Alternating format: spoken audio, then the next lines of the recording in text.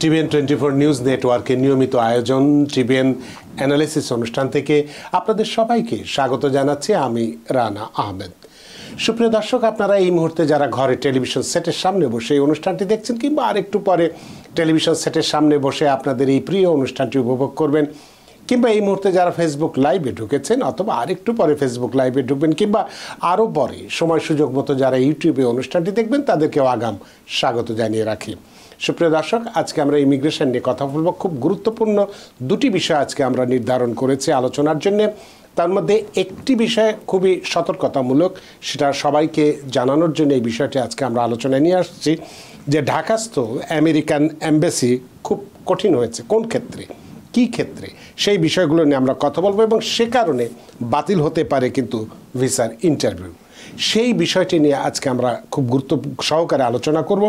এর বাইরেও আমরা হাতে সময় থাকলে আমরা আলোচনা করব আমেরিকার উত্তর এবং দক্ষিণ সীমান্ত বা বর্ডার, যেটা কানাডা বা মেক্সিকো বর্ডার দিয়ে যদি কেউ আমেরিকায় প্রবেশ করে এবং অ্যাসাইলাম আবেদন করেন, সেক্ষেত্রে কী ধরনের বাধার সম্মুখীন হতে পারেন। এই ধরনের বিষয়টি এটিও একটি গুরুত্বপূর্ণ বিষয়। এই বিষয়টি নিয়ে আমরা আজকে কথা বলবো। সুপ্রিয় দর্শক, এর বাইরেও ইমিগ্রেশন সংক্রান্ত তো নানান প্রশ্ন আপনাদের থাকবেই, থাকাটাই স্বাভাবিক। সেই প্রশ্নগুলো করবার জন্য আমাদের টেলিভিশনের স্ক্রিনে যে টেলিফোন নম্বরটি ভেসে উঠেছে, তারপরেও আমি বলে দিচ্ছি 6463079828 এই নম্বরে ফোন করতে পারেন, কিংবা যাদের ফোন করতে একান্তই অসুবিধা হয় তারা ফেসবুকেও প্রশ্ন রাখতে পারেন। আমরা সবগুলো প্রশ্ন দেখে শুনে বুঝে নিশ্চয়ই আপনাদের সবগুলো প্রশ্নের উত্তর দেওয়ার চেষ্টা করব। এবং ইত্যকার এই সমস্ত বিষয়ে কথা বলবার জন্য, আলোচনা করবার জন্য আমাদের স্টুডিওতে উপস্থিত হয়েছেন আপনার আমাদের সকলের প্রিয়জন, প্রিয় মানুষ, প্রিয় মুখ, প্রিয় অ্যাটর্নি মাহফুজুর রহমান। অ্যাটর্নি মাহফুজুর রহমান, আপনাকে স্বাগত। ধন্যবাদ রানা ভাই, এবং ধন্যবাদ টিভিএন 24-কে আমন্ত্রণ জানানোর জন্য। আপনাকেও অসংখ্য ধন্যবাদ যে এই অনুষ্ঠানে যোগ দেওয়ার জন্য। আপনি এই রাত্রিবেলা কষ্ট করে অফিস থেকে আপনি আসছেন, তা না হলে এতক্ষণ হয়তো বাসায় থাকতেন। তো এই যে আপনার স্যাক্রিফাইস আমাদের জন্য, আমাদের কমিউনিটির জন্য, সেজন্য সত্যি আমরা ঋদ্ধ এবং প্রাণিত। তো এক্ষেত্রে আজকে আমরা যে বিষয়টি নিয়ে কথা বলতে চাই, যে অনেকেই বলছেন যে যেহেতু নতুন প্রশাসন আসছেন, ট্রাম্প ক্ষমতায় আসছেন, ইমিগ্রেশনের ব্যাপারে অনেক কিছু কঠোর হবে, কঠোর হতে চলেছে। এখনও ট্রাম্প ক্ষমতায় আসেননি, আসতে এখনও 2 মাস মতো বাকি আছে পুরোপুরিভাবে ক্ষমতায় আসতে। অর্থাৎ আগামী জানুয়ারি মাসের 20 তারিখে তিনি আনুষ্ঠানিকভাবে ক্ষমতা নেবেন।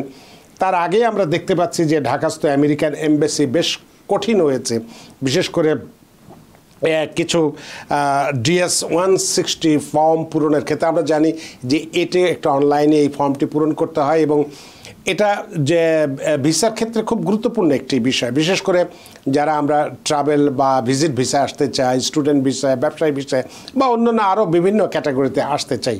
সেক্ষেত্রে এই ফর্মটি যদি সঠিক মতো বৈধ উপায়ে পূরণ না করা হয়, তাহলে ভিসা ইন্টারভিউ বাতিল হয়ে যাবে। এই ধরনের একটি বিষয় আমরা দেখছি। সে কারণে আলোচনার শুরুতেই আপনাকে আমি কয়েকটি প্রশ্ন রাখতে চাই যে যে কোনো ভিসার ক্ষেত্রে, যেটা বললাম, বিশেষ করে ট্যুরিস্ট ভিসা, স্টুডেন্ট ভিসা, ব্যবসায়ী ইত্যাদি ভিসা আবেদনে এই DS-160 ফর্ম পূরণের অতীব জরুরি। তাই এই ফর্ম পূরণের ক্ষেত্রে ঢাকাস্থ এম্বাসি কোন কোন বিষয়ে কঠোরতা কার্যকর করছে, এক্ষেত্রে এই DS-160 ফর্মটা আসলে বলতে কি বোঝায়? যদি বৈধ DS-160 কনফার্মেশন নাম্বার না থাকে, সেক্ষেত্রে ভিসা ইন্টারভিউ বাতিল করার কথা বলা হয়েছে। এক্ষেত্রে আবেদনকারীকে তাহলে কি কি বিষয়ের উপরে সতর্ক থাকতে হবে এবং ইন্টারভিউয়ের কতদিন আগে DS-160 ফর্ম আপডেট করা যাবে বা CGA পোর্টালে এটাকে আপলোড করতে হবে।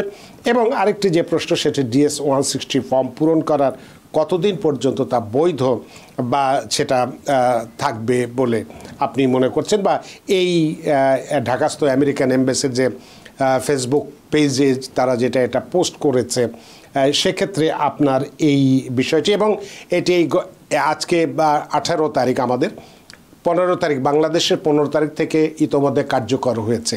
তো এই বিষয়টি সম্পর্কে আপনি যদি বিস্তারিত কথা বলেন, তাহলে যারা অনেক সময় আমরা অনেক কাজেই একটু ধীর গতিতে চলি, আমরা মনে কাজ করব, কাল করব, আগেই একটা পোর্টাল খুলে আমরা আবেদন করে এক পাতা আবেদন করে দিয়ে দেই, তারপরে আর কোনো খোঁজখবর রাখিনি ইন্টারভিউ আগে যে আমরা এটা করতে যাই বিপদে পড়ি।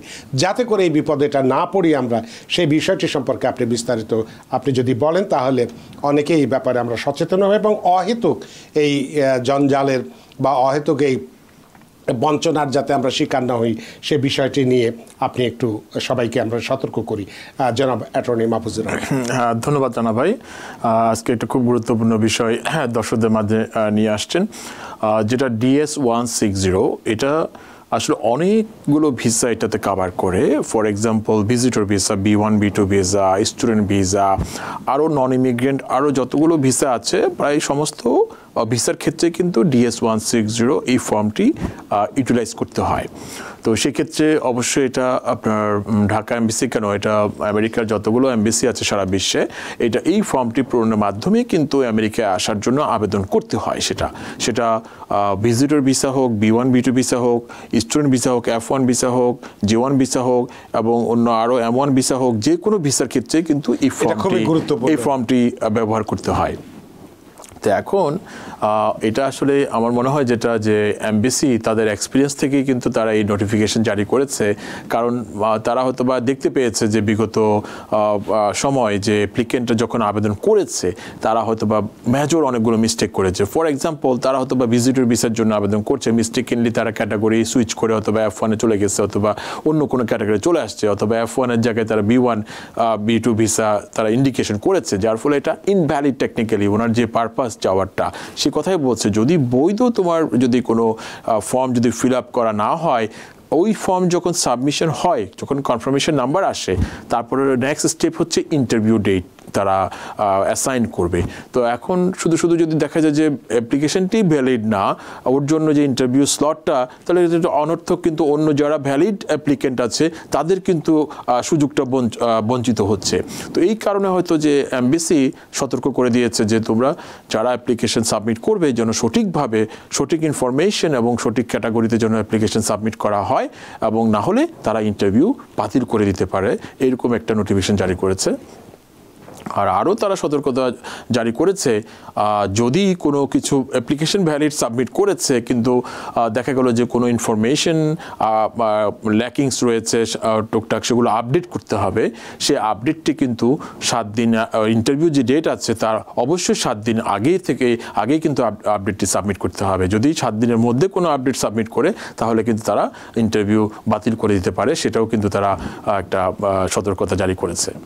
তাহলে এক্ষেত্রে এই DS-160 ফর্মের মেয়াদটা কতদিন? ধরুন যে আমি যখন প্রথম 1 পাতা বা 2 পাতা আমি পূরণ করে আমি এটা সাবমিট করলাম, আমি নাম্বারও পেলাম, তারপর আমি আর কোনো খোঁজ খবর রাখলাম না, তাহলে সেক্ষেত্রে দেখা যাচ্ছে যে আমি এই বছরে এটা যদি 2024 হয়, আমি যদি 2024-এর জানুয়ারিতে আমি যদি করে থাকি, তো দেখা গেল যে আমার 2024-এর ডিসেম্বরে যে আমার ইন্টারভিউ ডেটটা ছিল, তাহলে আমি অন্যান্য যে সমস্ত যেগুলো বললেন আপনি আপডেট দিতে হবে, এর মধ্যে যদি আমি এই জানুয়ারির পরে যে অন্যান্য ইনফরমেশন দিতে যদি দেরি করি এবং আমি যদি আর কোনো খোঁজখবর না রেখে ওই 7 দিন আগে, যেটা বললেন 7 দিন আগেই যদি আমি করি, সেটাকে অ্যাকসেপ্ট করবে? আর সেটা যদি ওটা বলেছে যে যদি কোনো আপডেট থাকে, তারা কিন্তু দুটো কথা বলেছে। একটা হচ্ছে যে বৈধ অ্যাপ্লিকেশন যদি সাবমিট না হয় তারা কিন্তু সাথে সাথে সেটা হয়তোবা ইলেকট্রনিক্সলি তারা ইন্টারভিউ স্কেডিউল করেছে, তারা যদি দেখে বুঝতে পারে যে অ্যাপ্লিকেশনটি বৈধ নয়, তার যে পারপাস এবং তার যেই নেচার অফ অ্যাপ্লিকেশন, তখন কিন্তু তারা ইন্টারভিউ তাকে সরিয়ে ফেলতে পারে ইন্টারভিউ স্পট থেকে। কিন্তু এক্ষেত্রে যেটি সমস্যা হয় যে যদি কেউ পূর্ণাঙ্গভাবে পূরণ না করে, মানে 1 পাতা 2 পাতা যদি করে রাখে এবং মনে করে যে আমি ঠিক আছে ইন্টারভিউ আগে যাই করব, সেটাও তো এই হয় না যে এই যদি প্রতি মাসে সে একবার করে এটা সে খোঁজ না নেয়, তাহলে এইটা নাকি অটোমেটিক্যালি ডিসলভ হয়ে যায়, এইটার কার্যকরী থাকে না এই আবেদনটার। না, ওরকম না। সিচুয়েশনটা হচ্ছে এরকম, যখন অ্যাপ্লিকেশনে মানে ফিল আপ করবে, অবশ্যই প্রতিটি ঘর ওখানে কিন্তু আবার স্টার মার্ক দেওয়া থাকে যে কোনটি ম্যান্ডেটরি আপনার ইনফরমেশন দিতে হবে। তো ম্যান্ডেটরি ইনফরমেশন তো অবশ্যই দিতে হবে, পাশাপাশি অপশনাল কিছু ইনফরমেশন রয়েছে। তো সেই ক্ষেত্রে তাকে যথার্থভাবে যেটা একদম এসেনশিয়াল ইনফরমেশন সেগুলো দিয়েই কিন্তু তাকে সাবমিশন অপশনে যেতে হবে। তারপরেই উনি কনফার্মেশন নাম্বার পাবে এবং তারপরেই কিন্তু ইন্টারভিউ ডেট পাবে। তো সেই ক্ষেত্রে তাকে অবশ্যই যদি রিয়েলাইজ করে যে কোনো ইনফরমেশন মিস্টেকেনলি প্রোভাইড করেছে, অথবা যেটা কিনা ল্যাকিংস রয়েছে, অথবা ওই অ্যাপ্লিকেশন সাবমিট করার পরে তার কোনো সিচুয়েশন চেঞ্জ হয়েছে, তাহলে কিন্তু অবশ্যই ডেটের 7 দিন আগেই কিন্তু সেটা আপডেট করার জন্য এটা করতে হবে। সেটা যেহেতু অনেকে আমরা খোঁজ খবর রাখি না টাইম টু টাইম, সেক্ষেত্রে তো একটি গুরুত্বপূর্ণ বিষয় আজকে আমরা অবহিত করলাম। সুপ্রিয় দর্শক, বিষয়টি নিশ্চয়ই বুঝতে পেরেছেন যে এই DS-160 ফর্মটি যে কোনো ভিসার ক্ষেত্রে বা আবেদনের ক্ষেত্রে, অনলাইনে আবেদনের ক্ষেত্রে খুবই গুরুত্বপূর্ণ। সুতরাং এইটি নিয়ে কিন্তু হেলাফেলা করার কোনো সুযোগ নেই, কারণ আপনি ইন্টারভিউ দিতে গেলেন, যে দেখলেন যে আপনার এই সামান্যতম ভুলের কারণে বা হেলাফেলার কারণে আপনার সেদিনকে স্কেজুলটি বাতিল হয়ে গেল, অর্থাৎ আপনার স্বপ্নসাদ আমেরিকায় আসার ইচ্ছা বা যে ইচ্ছা স্বপ্নটা ছিল সেটা নষ্ট হয়ে গেল। সুতরাং আমরা অবশ্যই এই ভিসার যে বাতিল হওয়া এড়াতে আমরা যে আমাদের এই DS-160 অনলাইন আবেদন ফর্ম সাক্ষাৎকারে 1 বছর থেকে যেটা বলা হলো 1 সপ্তাহের মধ্যে আমরা জমা দিয়ে দেবো। সাক্ষাৎকার তারিখে 7 দিনের মধ্যে DS-160 ফর্ম আপডেট আমরা কোনোভাবেই করব না এই 7 দিনের মধ্যে। সাক্ষাৎকারের তারিখে 7 দিনের কম সময়ের মধ্যে আমরা অনলাইন প্রোফাইল আপডেট করব না। সুতরাং এই বিষয়গুলো, এবং যদি আপনারা এই বিষয়ে আরও বিস্তারিত জানতে চান, তাহলে ঢাকাস্থ আমেরিকান এম্বাসির সর্বশেষ আপডেট যেটা যদি আপনারা ভিজিট করতে চান, www.ustraveldocs.com, এখানে আপনারা /bd/en যে এই বিস্তারিত বিষয়গুলো আপনারা দেখতে পারেন এবং আপনারা নিজেরাও এই বিষয়টি সম্পর্কে জানতে পারবেন।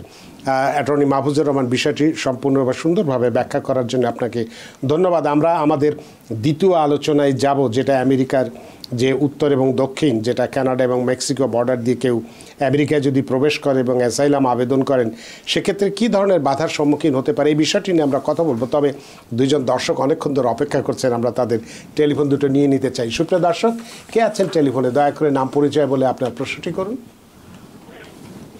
আসসালামু আলাইকুম, আমি এমডি বলছি মিশিগান থেকে। জি জি, আজকে আমার ফাইনাল হিয়ারিং ছিল। জি। সো আজকে ফাইনাল হিয়ারিং এ আমার কিছু এক্স-রে রিপোর্ট জমা দিয়েছিলাম।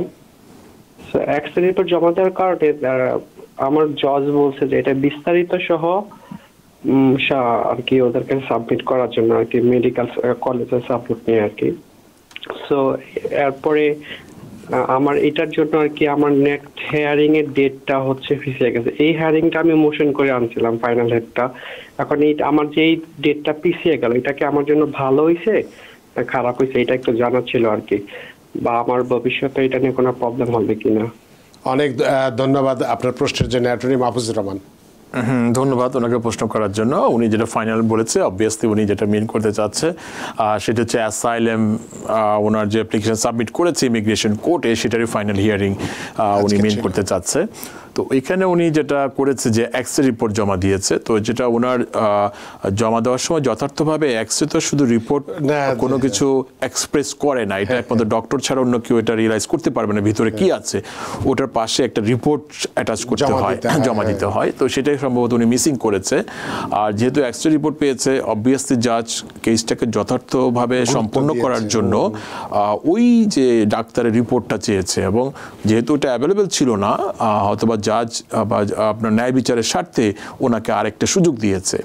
এখন কোর্টের তো একটা স্কেজুল থাকে, ওই ইমিগ্রেশন জাজের তো সম্পূর্ণ বেশিরভাগ আমাদের ইমিগ্রেশন জাজ যারা আছে তাদের কিন্তু 1-2 বছর কিন্তু এখন ফুললি বুক, তারা 26 পর্যন্ত বুক বলা যায়। কোনো কেস যদি একবার পিছায় সেটি অবভিয়াসলি 27-এ চলে যাচ্ছে। তো ওনার ক্ষেত্রে অটোমেটিক্যালি পিছায় যায়। রাইট, ওনার ক্ষেত্রে সেটাই হয়েছে। মোশন করে এগিয়েও নিয়েছিলেন, রাইট, উনি আনতে পেরেছিল, বাট এটা বলা যায় যে পুরোপুরি প্রিপেয়ার ছিল না। যেটা উনি এক্স-রে রিপোর্ট জমা দিয়েছে কিন্তু এটা যে একটা এক্সরে জমা দিয়েছে কিন্তু রিপোর্ট জমা দেয়নি, তো এটা একটা ল্যাকিংস ছিল ওনার অ্যাপ্লিকেশনে।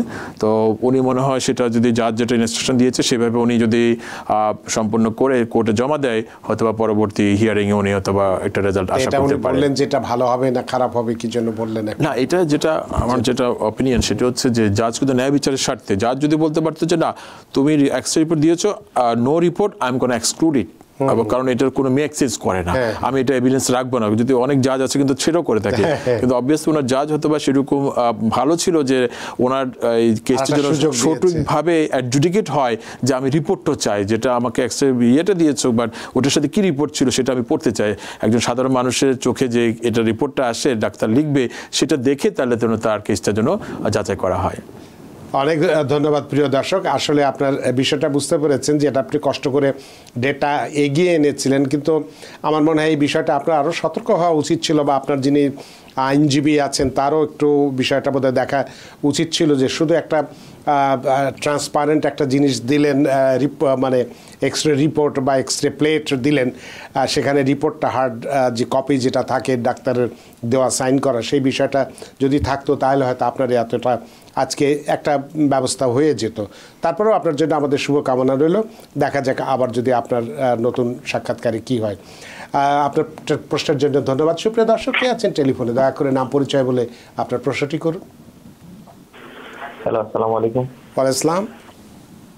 জি, আমি এমডি বলছিলাম ব্রঞ্জ থেকে। জি, ওই আমার একটা প্রশ্ন ছিল যে আমি এই বছরের 2024 সালের মার্চের 11 তারিখ আমার মায়ের জন্য অ্যাপ্লাই করেছিলাম, আর মার্চের 20 তারিখ ওর মার্চের 11 তারিখ ওরা আমার রিসিপ্ট লেটার দিয়ে পাঠিয়েছে। তারপর 20 তারিখ 2024 ওরা জাস্ট বলছে case being actively review by USCIS, but এখনো পর্যন্ত কোনো আপডেট পাইতেছি না। সেটা কতদিন লাগতে পারে সেই জন্য ফোন দিয়েছিলাম আর কি, আর কখন অ্যাপ্রুভাল হবে এই জন্য ফোন দিলাম। অনেক ধন্যবাদ। অ্যাটর্নি মাহফুজুর রহমান। উনি যেহেতু মায়ের জন্য আবেদন করেছে, সেই হচ্ছে ইমিডিয়েট রিলিজ বুঝতে হবে। মায়ের জন্য আবেদন করেছে, দ্যাট মিনস কোনো ব্যাকলগ নেই। USCIS তাদের অ্যাডমিনিস্ট্রেটিভলি যতটুকু সময় লাগে, ওরা বিভিন্ন বছরে বিভিন্ন সময় বিভিন্ন রকম তাদের টাইম ফ্রেম থাকে, তো ওরা যখনই ওরা অ্যাডজুডিকেট করবে কেসটি সিরিয়াল অনুযায়ী তখনই ওটা কিন্তু উনি ডিসিশন পাবে। তো আমাদের এক্সপিরিয়েন্স অনুযায়ী বলতে পারি যে মায়ের যে অ্যাপ্লিকেশনগুলো 6 থেকে 8 মাস সময় লাগে ওটার এই অ্যাপ্রুভাল নোটিশ পেতে। তো উনি যেহেতু মার্চে আবেদন করেছে, আমার মনে হয় এই বছর তো শেষ, হয়তো জানুয়ারি ফেব্রুয়ারির দিকে একটা রেজাল্ট পেয়ে যাওয়ার সম্ভাবনা রয়েছে। অনেক ধন্যবাদ প্রিয় দর্শক, আশা করি যে জানুয়ারি ফেব্রুয়ারি অর্থাৎ আর 1-2 মাসের মধ্যেই আপনি একটা ভালো খবর পাবেন, এমনটা আমরা আশা করতে পারি। আপনার প্রশ্নের জন্য অনেক ধন্যবাদ। সুপ্রিয় দর্শক, কে আছেন টেলিফোনে? দয়া করে নাম পরিচয় বলে আপনার প্রশ্নটি করুন।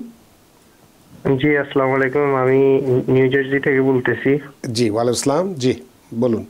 জি, আমার স্যারের কাছে একটা কোশ্চেন রানা ভাই। জি, আমার হচ্ছে আনলফুল প্রেজেন্স ওয়েভার অ্যাপ্রুভ হয়েছে, অলমোস্ট 3 মান্থের বেশি হয়েছে। এখন আমার কোশ্চেন হচ্ছে, আমার যখন কেস চলাকালীন ছিল তখন আমি জয়েন্ট ট্যাক্স ফাইল করছি, আমি ক্যাশে কাজ করতাম, একসাথে ট্যাক্স ফাইলিং করছি। এখন আমার কোশ্চেন হচ্ছে, আমার অ্যাপ্রুভ হয়েছে আনলফুল প্রেজেন্স, এখন আমি যদি 2024 সালের আবার আমি যদি ইনকাম দেখাই, আমার আনলফুল প্রেজেন্স ওয়েভার উপর কোনো এফেক্ট পড়বে কিনা? অনেক ধন্যবাদ আপনার প্রশ্নের জন্য। Attorney Mahfuzur Rahman. Thank you sir. ধন্যবাদ ওনাকে প্রশ্ন করার জন্য। উনি কি মিন করতে চাইছে সেটা বুঝতে পেরেছি। আনলফুল প্রেজেন্স উনি 601A ওয়েভার, যেটা কিনা তো USCIS স্পাউস হিসাবে উনি এখানে আছে, অথবা ইন্টারভিউর জন্য ওয়েট করছে। তো উনি যদি একবার ওয়েভার পেয়েছে, সেক্ষেত্রে এখানে কাজ করলেও পরবর্তীতে উনি যেটা ভয় পাচ্ছে ওটা ওরকম কোনো প্রবলেম হওয়ার কথা নয়। উনি এখন যেটা করণীয় যে কনসুলার প্রসেস যেটা আছে সেটা সম্পূর্ণ করে ইন্টারভিউর জন্য প্রস্তুতি নেওয়া ওনার এখন দরকার। অনেক ধন্যবাদ প্রিয় দর্শক, আপনার জন্য যথেষ্ট আশার বাণী আমরা বোধহয় দিতে পেরেছি, সুতরাং আপনার চিন্তার কোনো কারণে আশা করি সব কিছু ঠিক হয়ে যাবে। আপনার প্রশ্নের জন্য ধন্যবাদ।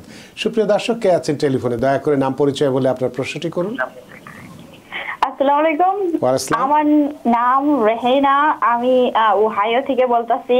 জি, আমি আমার প্রশ্ন ছিল, আমি আমার আব্বুর জন্য অ্যাপ্লাই করছি 2023 মার্চের 19 তারিখে।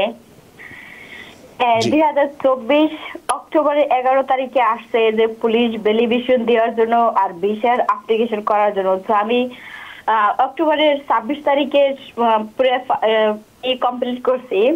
তো আমার প্রশ্ন মানে এই ভিসা অ্যাপ্লিকেশন ফিস পাই করার পরে মানে কতদিন পরে ইন্টারভিউর জন্য ডাকাইতে পারে? একটু আগে আপনার একই ধরনের প্রশ্নের বোধহয় আমরা তার উত্তর দিয়েছি, তারপর আপনি প্রশ্ন করেছেন। আপনাকে ধন্যবাদ অ্যাটর্নি মাহফুজুর রহমান।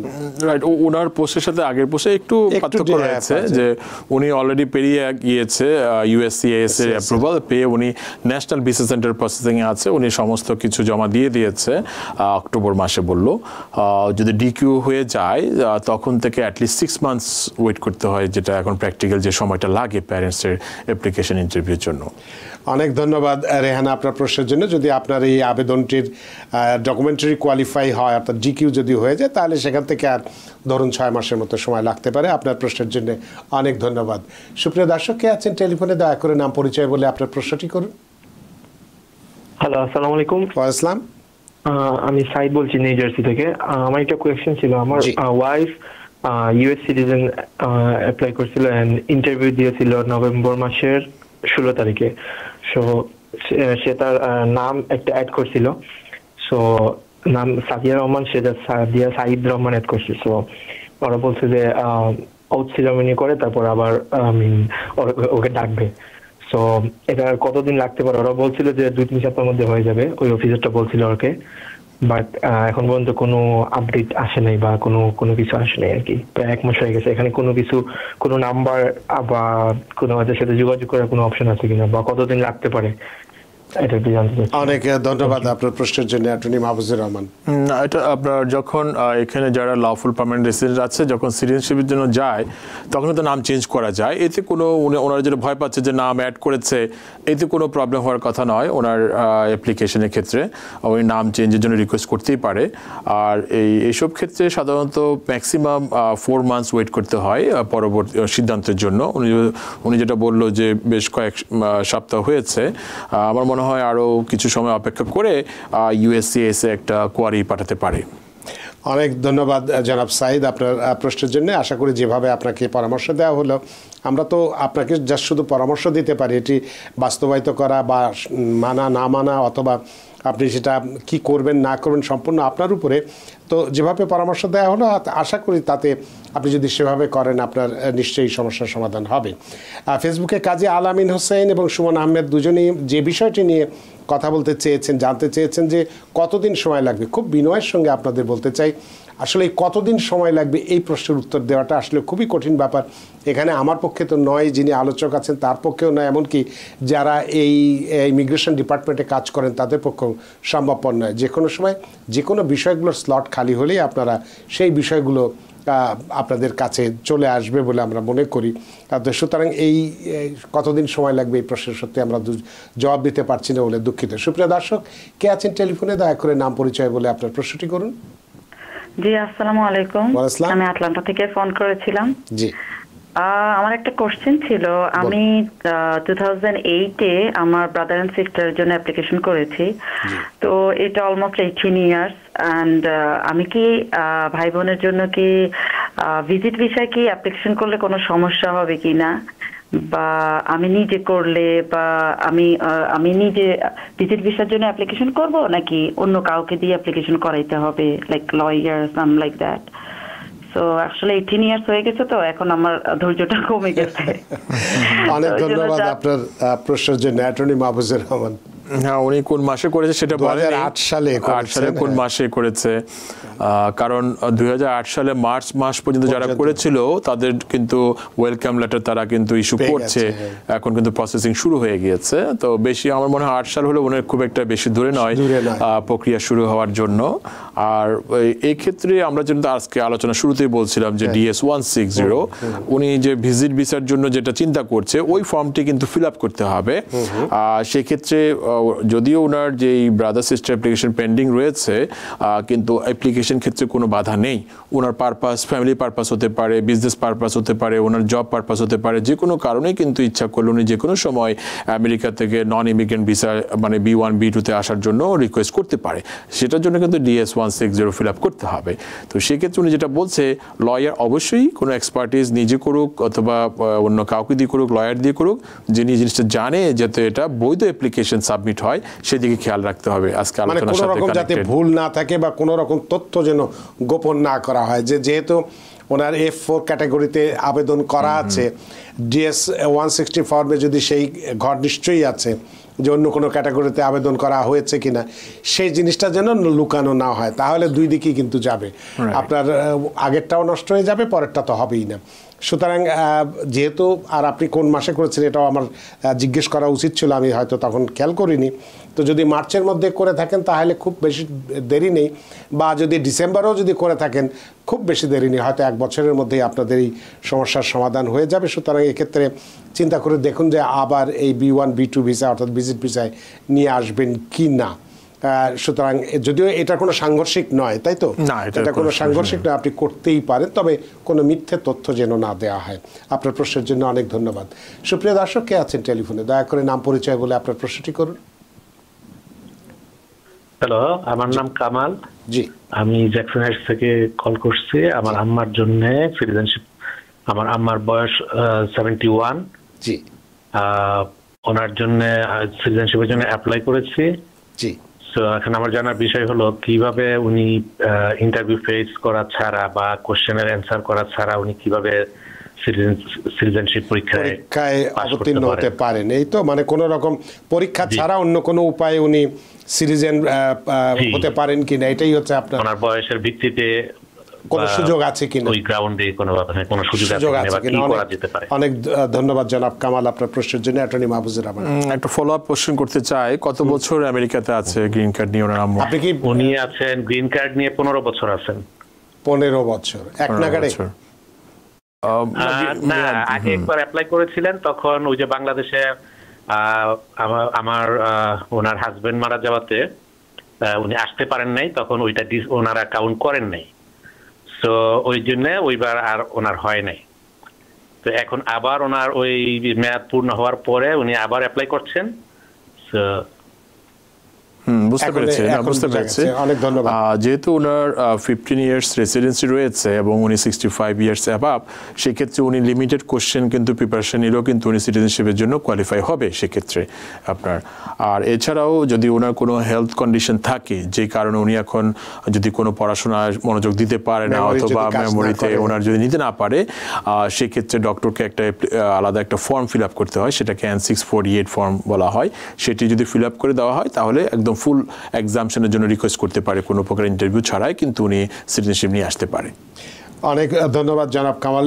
নিশ্চয়ই বুঝতে পেরেছেন যে আপনারটা হতে পারে, কিন্তু কিছু গ্রাউন্ড তো লাগবেই, কারণ তো লাগবেই। যদি অসুস্থ হয়, খুব বেশি অসুস্থ হয়, তাহলে অল্প পরীক্ষা দিয়েও যেতে পারে, অথবা একেবারে মেমোরি কাজ করছে না এরকম যদি হয়, তাহলে একজন ডাক্তারের সার্টিফিকেট নিলে হয়তো পুরোটাই আপনি মওকুফ পেয়ে সিটিজেন হতে পারবেন। আপনার প্রশ্নের জন্য অনেক ধন্যবাদ। সুপ্রিয় দর্শক, কে আছেন টেলিফোনে? দয়া করে নাম পরিচয় বলে আপনার প্রশ্নটি করুন। হ্যালো, আসসালামু আলাইকুম। আসসালাম। আমি নিউ জার্সি থেকে নাসিম বলছি। জি, আমার হচ্ছে কোয়েকশন, এই যে নতুন একটা লো হইতেছে, মনে করেন ডোনাল্ড ট্রাম্প তো আসতেছে সামনের মাসের 20 তারিখে। তো উনি যখন যে একটা করছে যেটা ইলিগেল আছে, যাদের বেবি মানে ইয়েতে আছে, এরা তো আর কোথাও বার্থ সার্টিফিকেট পাবে না, বুঝছেন? মনে করেন আমাদের অনেক বাংলাদেশি বইন্দা আছে, ওরা প্রেগনেন্ট অনেক ক্ষেত্রে আছে, তো ওরা এই বেবির বার্থ সার্টিফিকেট কি করবে? মানে ওইটা কি বাংলাদেশ কাউন্সিলেটটা কি বাংলাদেশি বার্থ সার্টিফিকেট ইউজ করতে পারবে নাকি? অনেক ধন্যবাদ আপনার প্রশ্নের জন্য। আপনি কি প্রশ্ন বুঝেছেন? হ্যাঁ, বুঝতে পেরেছি। অনেক ধন্যবাদ জনাব নাসিম। অ্যাটর্নি মাহফুজুর রহমান, হ্যাঁ, উনি যে প্রশ্নটা করেছে এটা আসলেই আমার প্র্যাকটিক্যালি অনেকে কিন্তু আমার অফিস সরাসরি আসছে সিমিলার প্রশ্ন নিয়ে। আচ্ছা, এই যে যারা এখানে আছে নন সিটিজেন, তাদের যারা চাইল্ড বর্ন হয়েছে অলরেডি 10 বছর হয়ে গেছে, 12 বছর 16 বছর হয়ে গেছে, তারাও কিন্তু খুব অরিড যে আমার বাচ্চাটা এখানে বর্ন হয়েছে, এখন যদি তার বার্থ সার্টিফিকেট রিভোক করে দেয়, তার যে সিটিজেনশিপ পেয়েছে সেটা যদি রিভোক করে দেয় কি হবে? এখন এখন বাংলাদেশ কনসুলেট কি তাদেরকে বাংলাদেশের পাসপোর্ট দিবে না তাদেরকে বাংলাদেশের বার্থ সার্টিফিকেট দিবে কিনা সেটাও নিয়ে কনসার্ন, এবং ওনার প্রশ্ন কিন্তু একদম সেম প্রশ্ন যে দিবে কিনা।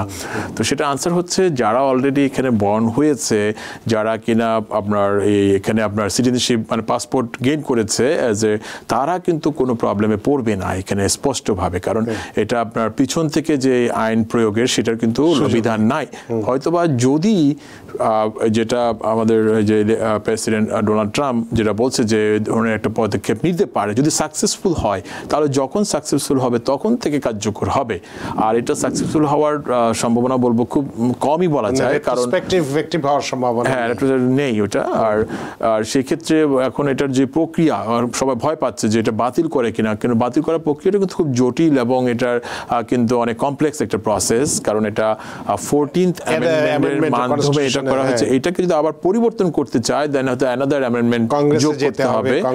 কংগ্রেসের 2 চেম্বার যেটা আপনার সিনেট এবং হাউস অফ রিপ্রেজেন্টেটিভ 2/3 আপনার সমর্থন থাকতে হবে, পাশাপাশি আবার 26 স্টেটের সমর্থন থাকতে হবে এই লয়ের ক্ষেত্রে এটা পাস হওয়ার জন্য।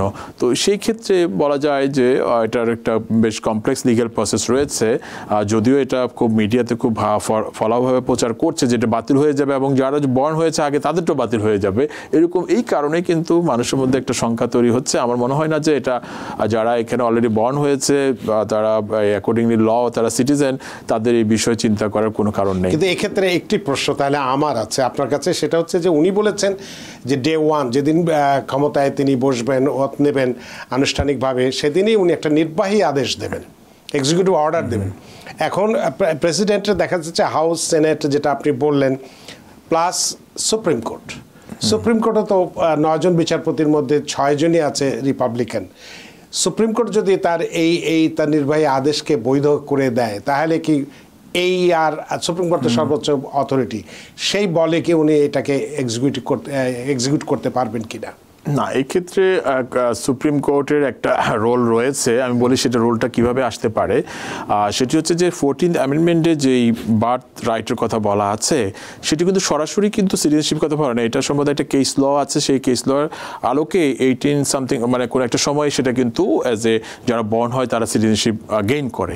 এখন যদি কেউ যদি কোনো স্টেটে টেক্সাস বলেন অথবা অন্য কোনো স্টেটে যদি ওই যে কেউ একজন বর্ন হয়েছে এবং সে যদি কোনো ইন্টারেস্টেড পার্টি হয় অথবা কোনো কারণে যদি সে ওই ইস্যুতে গিয়ে যদি সে ডিস্ট্রিক্ট কোর্টে গিয়ে হাজির হয় এবং ডিস্ট্রিক্ট কোর্টে সেটা ফাইট করতে করতে যদি ওই ইস্যুতে যদি আবার সুপ্রিম কোর্টে যায়, যেটা রো ভার্সেস ওয়েড যেটা অ্যাবর্শন রাইটের ক্ষেত্রে যেটা হয়েছিল সেটিও তো আপনার এটা আপনার সাংবিধানিকের সাথে আপনার সংঘর্ষিক ছিল, কিন্তু সেটা সুপ্রিম কোর্টে গিয়ে কিন্তু এটা বাতিল হয়ে গিয়েছে এখন। তো ওরকম একটা সিচুয়েশন তৈরি হতে পারে যে কেউ একজন যদি আদালতে যায় তা এবং পরবর্তীতে সুপ্রিম কোর্টে এটা গড়ায়, ওইটার মাধ্যমেও কিন্তু এটার একটা পরিবর্তন আসার সম্ভাবনা রয়েছে। তবে এটা সম্ভাবনা খুবই কম, যেটা আপনি বললেন সেটাই আমরা মনে করি। সুতরাং মনে হয় কোনো সমস্যা হবে না আপনার বা অন্যের সবার ক্ষেত্রেই, আমরা সেটাই প্রত্যাশা করি।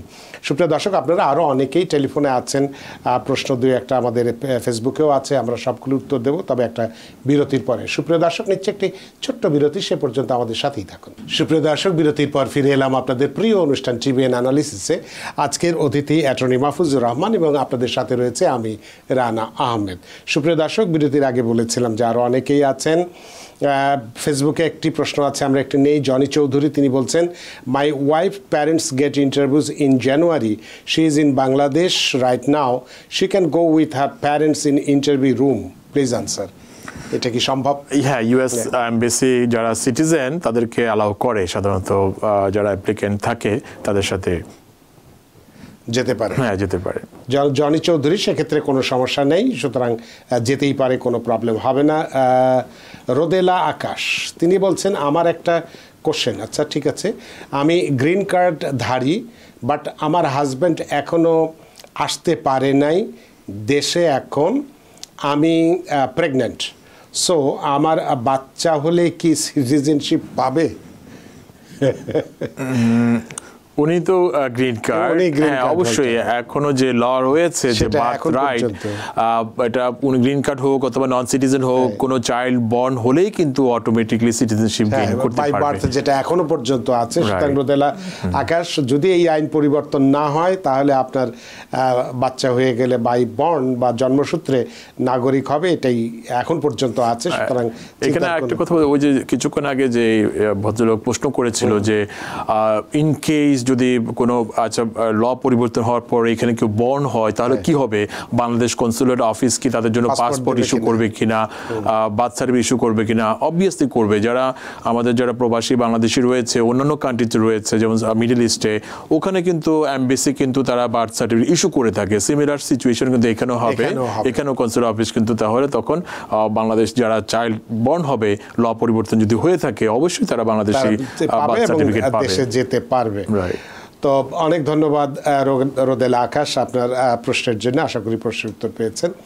তো আমরা একটু হাতে সময় কম, তারপরেও একটু আলোচনা করি যে আমেরিকার উত্তর বা দক্ষিণ বর্ডার দিয়ে কেউ যদি আমেরিকায় প্রবেশ করে, অ্যাসাইলাম আবেদন করে, সেক্ষেত্রে কি ধরনের বাধার সম্মুখীন হতে পারে, বিস্তারিত যদি একটু বলেন।